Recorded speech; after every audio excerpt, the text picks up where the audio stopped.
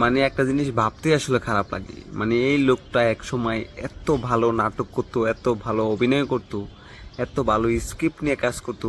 ওই লোকটা এখন কি সব নোংরা ভিডিও নোংরা বলতে কি, মানে এমন রুচিহীন ক্যারেক্টার করে, মানে যেগুলা যে সাধারণ রুচিশীল মানুষ তারা এইসব ভিডিও এখন মানে নাটক দেখতে পায় না।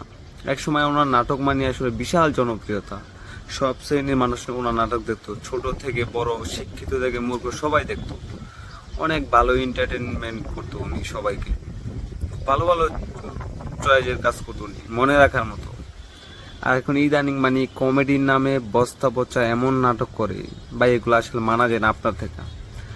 আপনি একসময় লিজেন্ডারি ছিলেন, আর বর্তমান কি একটা সাপ্রি লুকে আপনি ভিডিও করেন।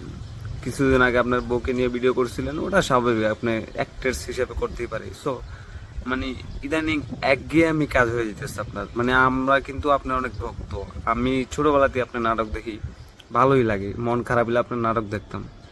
কিন্তু রিসেন্টলি এই যে গত 1 বছর ধরে এমন মানে বাজে নাটক করতেছেন, মানে আপনার থেকে এগুলো আসলে আশা করা যায় না। মানে আপনি পরে এই যে চঞ্চল, আকম হাসান যৌথভাবে যে নাটকগুলো করছিলেন কত ভালো লাগছে। আর ইদানিং মানে বস্তা পচা নাটক করেন, মানে কোনো সিনই ভাল লাগে না, সবসময় ওভার অ্যাক্টিং। ভাই নিজের এই যে সম্মান ছিল আগের, এগুলো দূরে রাখেন। মানে আপনার এখন সবাই সমালোচনা করে না, আপনার অনেক সম্মান বেশি, তো এই জন্য আপনার সমালোচনা এখন সবাই করতে পারে না আসলে। কিন্তু আপনি যেগুলো এখন করতেছেন এগুলো আসলে রুচিহীন কাজ। আমি মনে করি আপনার আগে যে কাজগুলো করতেন এরকম কাজ করে ভালো।